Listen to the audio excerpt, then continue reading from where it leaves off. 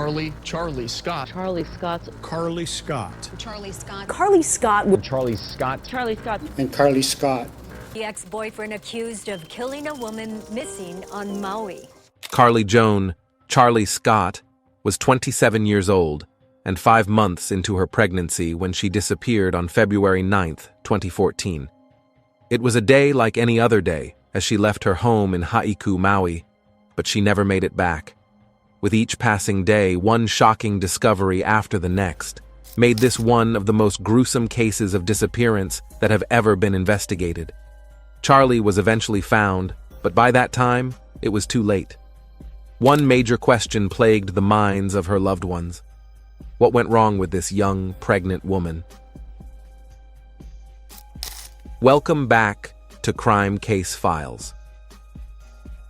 Before moving forward, we want to offer our sincere condolences to Charli's family, who went through the darkest days of their lives as the investigation surrounding her disappearance unfolded. Born on November 24, 1986 in California to Kimberlyn and Robert Scott, Charli always had a healthy childhood with loving parents. They knew that their daughter would go places because she had been a bright kid since the start. Charli was all about love and devotion, especially to her family, friends, and her furry companions, Zoe and Nala. In 2009, she found love with Steven Capobianco, and they got romantically involved together, setting up their home in Makawao, Hawaii, where they shared 2 years of their lives. But love can take unexpected turns, and they eventually parted ways. Their paths crossed again in 2013, but this time, there was an added twist to their story. Charli was carrying their unborn son, Joshua Scott. Here's where the story took a significant turn. While Steven suggested an abortion, Charli chose a different path. She decided to embrace motherhood and continued her pregnancy, and this choice marked the beginning of her end. On the day of her disappearance, at around 8:30 p.m., she informed her family that she was going to help her 23-year-old ex-boyfriend Steven with his truck. His vehicle had broken down near mile marker 20 on the Hana Highway, and he needed help to revive it. Charli hopped into her Toyota 4Runner, accompanied by her dog, Nala, and she went on her way to pick Steven up. They made their way to Kiane, but their plans took an unexpected turn when Steven's truck stubbornly broke down on the way. Eventually, he managed to revive his vehicle after about 10 minutes of tinkering. But mystery shrouds what happened next. Steven claimed that they headed back home separately, each in their own vehicle. But while driving along, he suddenly realized he could no longer spot Charli's car's headlights in his rearview mirror, somewhere near the Twin Falls area, close to Ulalina Road. That night marked the last time anyone had seen Charli. The anxiety and worry grew stronger as hours passed, and on February 10, 2014, Charli's mother reported her daughter missing after she hadn't heard a word from her, setting into motion a search for answers that would grip the hearts of many. Albert Lanny Young, a resident of Nahiku, went out for his routine tea-drinking ritual at the Nahiku marketplace between 7 and 7:30 a.m., a day after Charli's disappearance. As he drank his cup, he couldn't help but notice a dog darting out from beneath a vendor's table each time a truck rolled up. His instincts told him that this pup might be lost. Approaching cautiously, Jung tested the waiters of friendship, and to his surprise, the dog eagerly hopped into his truck when he opened the tailgate. It seemed thirsty and hungrily devoured some food, but it didn't display any signs of distress. No panting, no fatigue, and definitely no depletion of energy. In fact, it appeared to be the picture of health. Now, Young was familiar with the remote locations of Nua'ailua and Honamanu, as he had ventured there for surfing. He knew that these places were about 25 miles away from the Nahiku marketplace. So Young embarked on a mission to reunite this found dog with its owner. He visited a neighbor in Nahiku who owned a similar-looking dog, and later a friend's house in Hana, where he met another canine doppelganger. Young, with the dog in tow, even went to the beach the next day. But fate had an unexpected twist.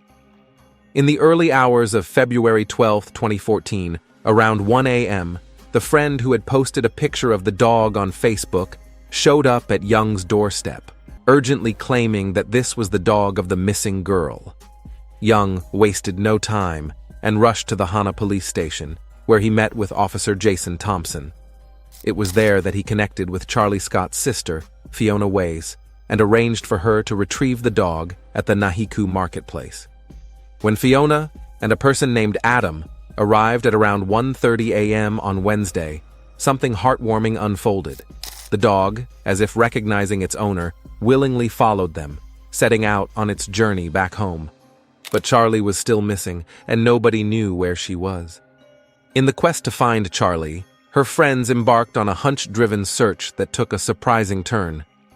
It had been 72 hours since anyone had seen or heard from her when her friends stumbled upon her car. Just past 6 p.m. on a Wednesday, they discovered her vehicle parked near the renowned Jaws surf break on Maui. Scott's mother, Kimberly, recounted the moment her daughter's car was found, and she described that the 1997 silver Toyota 4Runner was on its side, with parts of it consumed by flames. The location, above Jaws surf break, in the pineapple field near Peahi shoreline, was known as a hangout spot for teenagers. Charli, being 5 months pregnant, was not someone who would go there alone. Charli was headed to help Stephen, but her car was found in the opposite direction from their supposed route. Kimberly emphasized the need to investigate everyone around the vehicle. She pondered whether the car had run out of gas, if it was mechanically impaired, or if there were any signs of foul play. Phaedra Weiss, Charli Scott's youngest sister, recounted the details of her search efforts, which had led them to the desolate Nua'ailua Bay, also known as Paraquats, on February 13, 2014. This was possibly the most significant development in the case of Charli's disappearance. Phaedra's determination to find her sister stemmed from seeing Stephen leaving the dirt road leading to the bay earlier. This location had also been the last place Charli's phone had registered a ping. On the morning of Tuesday, February 11, 2014, Phaedra utilized the Life 360 app to ping Charli's phone, revealing its location just past Hanamanu. Her friend agreed to accompany her, driving a red pickup truck. They set out for the area along with a female friend who possessed search expertise. During the search, Phaedra briefly lost sight of the others and made a significant discovery. She stumbled upon a DVD by the side of a dirt road leading from the Hana Highway to Nua'ailua Bay. She instantly knew it was Charli's, as she identified it by the word Twilight written on top, a DVD she had seen in her sister's car. It had been gifted by Charli's work friends. The female searcher held up a piece of clothing with a stick when they reunited. It was Charli's blue tank top with white polka dots, a piece of clothing etched in Phaedra's memory from the last time she saw her sister on Sunday, February 9, 2014.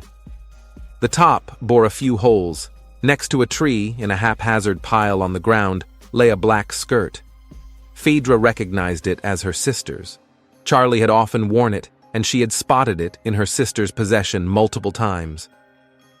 The search led them to the river, where they spotted Charli's green blanket ensnared in a tree, but still partially submerged in the water. This blanket was a familiar sight, often kept in Charli's car for camping and her beloved dogs.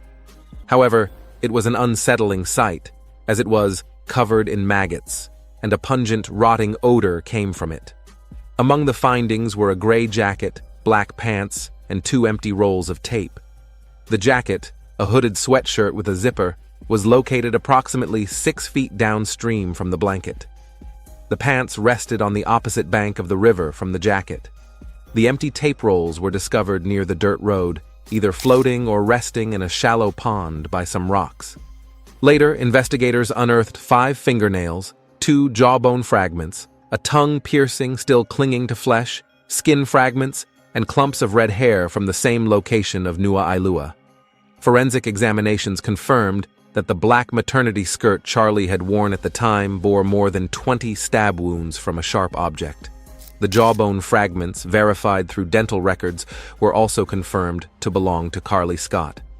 And so on March 7, 2014, this grim revelation is what transformed her disappearance into a full-blown homicide investigation. 71-year-old Nefertali Finau, Charli's landlord, was charged with third-degree theft, which involved stealing Scott's belongings such as a flat-screen television, propane stove, baby toys, and a Sony PlayStation 3 between February 10 and 15, 2014. He pleaded no contest. Seattle resident Robert Scott, Charli's father, had flown to Maui to help in the search for his daughter. During this time, he met with Finau and tried to negotiate the return of Charli's property in exchange for overdue rent. He found Finau's lack of empathy concerning and trivial, given the circumstances of Charli's disappearance. Charli had been renting a property on Ahuwali Street, where Finau lived, and rented out small ohana units maintained by his family. Finau explained that he initially entered Charli's unit to secure and protect her belongings due to unauthorized access and damage caused by others. But he later kept some items to try to recover unpaid rent and repair costs, thinking this was legally permissible. Finau recognized the error in his actions and acknowledged that they were selfish, especially given the Scott family's ordeal. Charli's mother, Kimberlyn, revealed that the people accessing her daughter's unit were police officers and forensic workers. She noticed Charli's television was missing when she first entered the unit after her disappearance, and more property disappeared over the subsequent week. The situation was compounded by the fact that Finau had set up Charli's television for his grandchildren who were playing her video games. Kimberlyn also mentioned that a wooden lockbox containing her daughter's dog's baby teeth had been found at one of Finau's son's homes, adding that Finau's actions had denied her family the chance to be in Charli's room with her belongings, which was painful. While police reports showed that most of Charli's belongings were returned to her family, the television was broken, and other items, including a MacBook, knife, and PlayStation controllers, were missing, totaling $2,908 in restitution sought by the family. Finau argued that he had returned Charli's rental deposit, even though he was owed a month and a half of rent. He claimed that damage was done to the unit by Scott's family members, who entered without permission even after he had offered to help. Despite his request to keep the conviction off his record, Judge Alu denied it, stating that she couldn't determine that he was unlikely to reoffend. He was ordered to pay nearly $3,000 in restitution after stealing her belongings while the police were investigating her disappearance. Finau was sentenced to 100 hours of community service and 1 year of probation by Second Circuit Judge Rhonda Liu. As the last person to see Charli Scott before her disappearance, Stephen Capobianco found himself at the center of the investigation. Authorities scrutinized him and even subjected him to a polygraph test, which he failed. He claimed to have seen Charli on the night she vanished, assuming she returned home safely. He even sent her a thank you text the next morning, to which Charli never replied. Capobianco shared his confusion, saying it wasn't until the police showed up at his house the next day, around 5:30 in the morning, that he realized something was amiss. He recounted how Maui police questioned him at the station and revealed the polygraph results. He had not told the truth, according to the instrument. Addressing suspicions surrounding him, Capobianco insisted that he had not harmed his ex-girlfriend. He acknowledged being the prime suspect, but expressed his lack of knowledge about the case's details. Regarding their relationship, Capobianco stated that they had broken up several years prior, but remained friends, occasionally becoming intimate. When asked about his feelings about becoming a father, he admitted that it was unexpected and confessed uncertainty about being the child's father. In an unrelated incident, Capobianco faced an arrest by Maui police in April 2014 for first-degree burglary. He was accused of breaking into a woman's apartment in Haiku in September 2013, stealing computers and jewelry. Stolen items were later discovered during a search of his residence. On July 18, 2014, a Maui grand jury indicted Stephen Capobianco on charges of murder and arson. The indictment detailed that Capobianco had intentionally or knowingly caused Charli Scott's death in an exceptionally heinous, atrocious, or cruel manner. At trial, Stephen Capobianco pleaded not guilty to the murder and arson charges. On December 28, 2016, a Maui jury, relying on circumstantial evidence, found him guilty of murdering Charli Scott and setting fire to her vehicle after a trial spanning over 7 months. In March 2017, Second Circuit Judge Joseph Cardoza sentenced him to life in prison for murder and an additional 10 years for arson, with both terms to be served consecutively. Cardoza recommended that Capobianco serve a minimum of 70 years in prison before being eligible for parole, but Scott noted that the paroling authority didn't consider this recommendation. Capobianco's 50-year minimum sentence would conclude on June 29, 2064, and he would automatically appear before the parole board for a hearing in April 2064. Currently, he is incarcerated at the Saguaro Correctional Center in Arizona. The first deputy prosecuting attorney had requested a 100-year sentence from the parole board, while defense attorney John Oppo opposed this and sought a lesser term. Oppo reported that Capobianco was psychologically and spiritually stable in prison and participated in a dog program, implying a potential future appeal success. The possibility of Capobianco reducing his sentence through good behavior made Kimberlyn uneasy. She also expressed frustration at not being directly informed by the paroling authority about its decision, learning about it through media outlets instead. Kimberlyn recognized that the prison term couldn't compensate for her family's loss, including her daughter Charli and her unborn child, Joshua. But she found some comfort in the sentence, believing it was the best Hawaii could offer. She acknowledged that in Hawaii, life sentences often equated to around 20 years, so getting 40 years was a small acknowledgement of the lives Capobianco had taken away. Despite her concerns, she emphasized a desire for closure and moving forward. What are your takeaways from today's case? We would love to hear from you by commenting below, and when you're done, you can watch more of our cases by subscribing and visiting a vast variety of options through our playlist section. It's always being updated, so check back frequently. Thank you again for gracing us with your presence.